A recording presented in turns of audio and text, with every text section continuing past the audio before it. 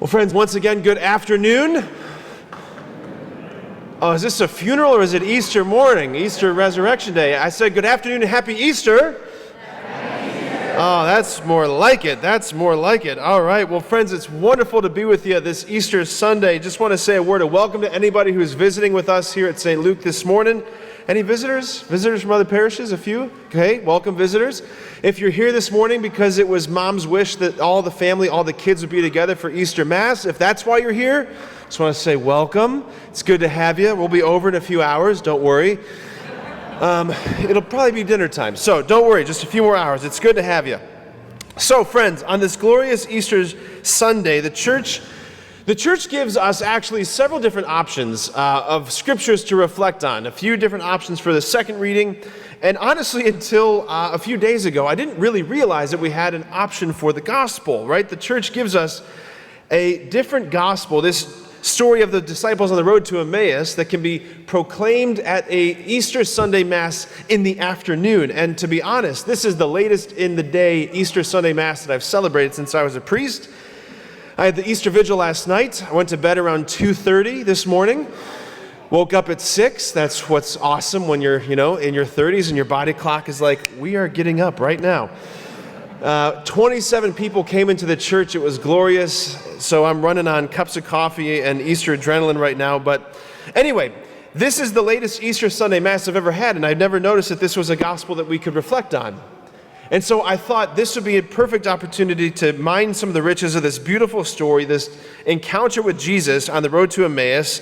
And with this, we can look at this question. This is the question. What is the risen Lord like? What is the risen Lord like? What is the risen Jesus like?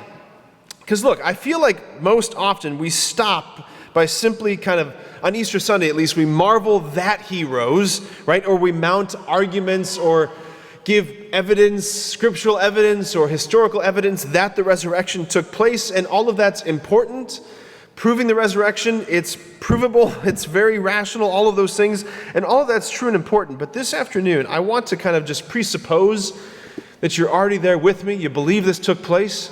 I mean, you are here after all, Easter Sunday Mass. What I want to do, though, rather, is I want to ask, what does that mean for us? Because look, like the resurrection, if it took place, which I'm pretty sure it took place, it's not an event that's just simply locked away in the past.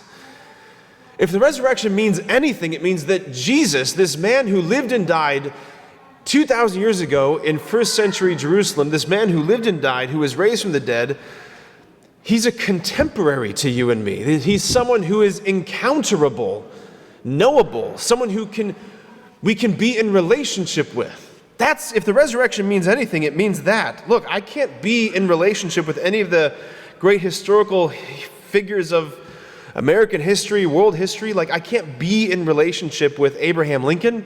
I can read things he wrote. I can read things that other people wrote about him who are contemporaries, but I can't be in relationship with Abe Lincoln. And if I said I was, you'd think I was crazy. You'd think I was crazy, rightly so. But Jesus, the one who was raised from the dead, yes, I can know him, I can love him, I can hear him, I can respond to him, and I can allow his love to affect me, to transform me. Like, that's the whole point, that this living person can affect me and transform me. But it all begins by grasping, at least in part, what the risen Jesus is like. What's the risen Jesus like? So first, this detail from the gospel. We hear this, and it happened that while they were conversing and debating, Jesus himself drew near and walked with them. He draws near. That's the first thing.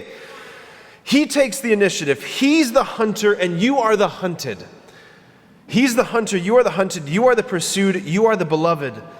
The very first paragraph of the Catechism starts with this idea that God at all times and in all places draws near to us. Or paragraph 2367 from the Catechism. God calls man first.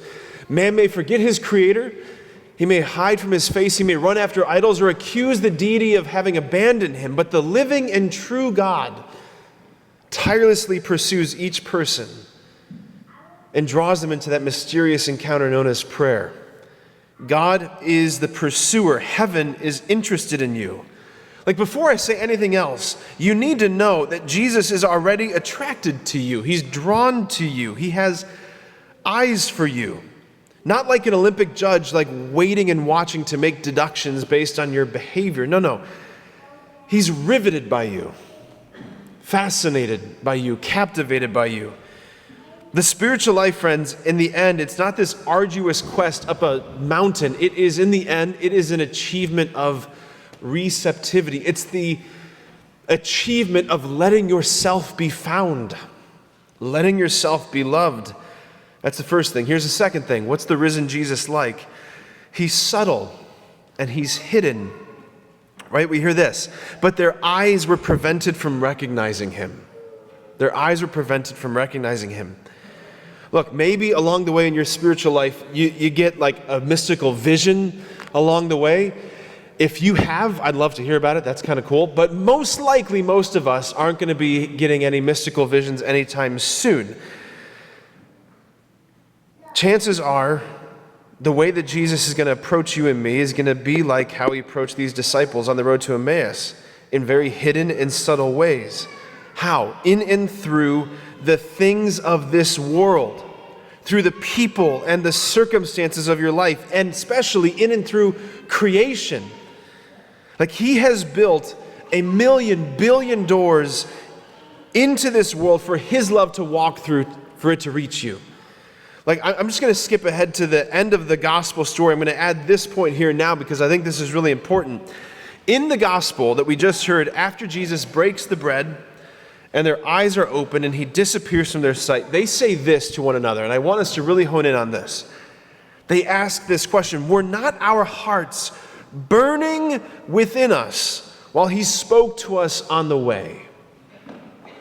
They were experiencing something as they were journeying to this town called Emmaus. Their hearts were being animated, electrified, lit up. There was this aching, burning, yearning happening in their hearts. In other words, it is the hidden, subtle drawing near Jesus who is the cause of that heartburn. The hidden, subtle drawing near Jesus is the cause of that heartburn. And I'm not talking about the heartburn that you got to take Tums for, okay? That's not what I'm talking about. I'm talking about all of those experiences in life where your heart, my heart, aches and pines and longs and is pierced. Like, if you can hone in on this, if you can get this morning, this is so huge. Friends, like the hidden risen Lord is drawing near to you in those moments of your life outside of the walls of this church when your heart suddenly feels like, oh, like there was like normal life, and then whatever this moment is right now, like there's life and then there's life. We have these experiences, don't we? Am I just talking into a void? Are you with me? Yes? Okay. Like I'm just getting like blank faces right now. I'm like, is it the 10 cups of coffee? I can't tell. All right. We have these moments in life where all of a sudden it's like you're looking for the remote control of life. You're like, I just want to freeze this moment, pause this moment, stop this moment. Because it's like whatever this is, I want this forever. I want something like this forever. This is what I've been looking for. I'll tell you just a few quick examples. A few weeks ago, I got to go down to Columbus to spend a good chunk of the day on my day off with good friends of mine, Mark and Sarah, and their youngest daughter, Gianna, who's my newest goddaughter. She was born in January, and she is so itty-bitty, adorably, amazingly cute. She's the world's cutest baby. I'll fight you if you disagree. So I got to spend the day with them, and I'm just holding this little nugget of glory and beauty and goodness, this adorable, precious thing, and I'm holding her, and I just know that every second of the clock is ticking, and I want it to freeze, and I don't want to get in my car, and I don't want to drive back up. I wanted to freeze it. She's resting here, sleeping on my chest. I can still hear a little piglet snorts coming out of her nose as she's breathing. I'm like, Lord, I want this moment forever, but it doesn't last, right? Or every day on my day off, spending the day with great friends of mine, praying that the time moves slowly. I want to bottle this up. hating the fact that I have to leave. Lord, I want this for forever. Or like all the beauty in the church here today. Like, tell me, like when you walked in and you saw this and you smelled this, did not something happen in your heart? Like something different, something extra. Like I see this beauty and I'm like, yes, like I want this forever, but I have a love-hatred relationship with these flowers. If you look, the ones on the far side, there are already, I see you looking, good. There's already wilting Easter lilies on Easter morning. Death is already claiming the beauty. It's already evanescing, it's already going away. And I don't know about you, I want a beauty that is secure, that's lasting, that doesn't go away. Like these fleeting moments where our hearts are burning, where our hearts are awake and longing. Lord, I want more of this. I want this forever. I wish it could be like this forever. That desire has a name. The Greeks called it eros, longing for the infinite. It's just not the longing for a little bit of beauty. It's the longing for endless beauty, endless life, endless goodness, goodness that never fades. Were not our hearts burning within us? Friends, it is when we experience that, that is the symptom. That's the symptom. When you have felt that, whenever you felt that, looking at the stars at night or a beautiful sunrise or holding your son or daughter, your grandchild, when you felt that, that is Jesus. That is Jesus drawing near to your heart. That's the risen Lord saying, yeah, it's something like this. What you're looking for forever, it is something like this. That makes Jesus a whole lot more interesting if you ask me. All right, let's keep going. Just a few more, then we'll land the plane. What is the risen Lord like? He's curious about you. He's curious about you. You. Boring little you, sinful you. He's curious about you. He draws near to them and he asks them questions. He says, what are you talking about as you are walking along the way? And I love this detail. They say, are you the only one in Jerusalem who doesn't know what's happened here these days? Now, if we could have a camera on Jesus, I picture this. I picture him going, and then he goes, what sorts of things? No, I'm just kidding. But if there's anybody who knows what's happened, he knows, right? What sorts of things? He asks questions. He's engaging. He wants to know your heart. Do not treat Jesus like a mind reader, because you know why? That's not how communion and connection works. You have to allow him to ask you questions. He's curious about you. The risen Lord is curious about your world. Here's the last two things, as if this was an exhaustive list. Okay. This is crucial for those of you who have sons and daughters or children or grandchildren who have walked away from the faith. Listen to this. As they approached the village to which they were going, he gave the impression that he was going on farther. But they urged him, stay with us, Lord, for it is nearly evening and the day is almost over. So he went in and stayed with them. Listen, especially parents whose kids have walked away. Jesus is willing to walk farther in the wrong direction than we are. These disciples were supposed to stay in Emmaus, or supposed to stay in Jerusalem. And where are they walking? To Emmaus. They're walking in the wrong direction. He walks with them, and he starts to go farther in the wrong direction. He doesn't stop them from leaving Jerusalem, nor is he waiting in Emmaus saying, what are you guys doing here? He's willing to walk farther in the wrong direction, which should give you hope. If you have a child or someone you love who's walked away from this faith, they can't outpace him. He is far more interested in their salvation than you are. He wants them in heaven more than you do. He is the good shepherd who never abandons his sheep. Do not despair of them. He's already walking farther in the wrong direction. Finally this, the risen Lord, he is with us. He was made known to them, it says, in the breaking of the bread. That's the biblical shorthand for the Mass, the breaking of the bread.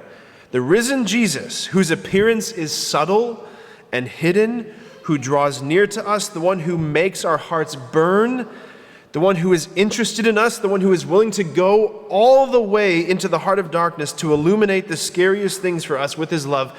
He is here.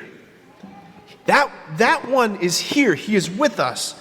And he will be placed upon your tongue, upon your hand in just a moment in this Mass. He was made known to them in the breaking of the bread. His resurrected presence has passed over into his Eucharistic presence. If the first apostles had access to Jesus in a way that you and I don't have access, then that's not fair.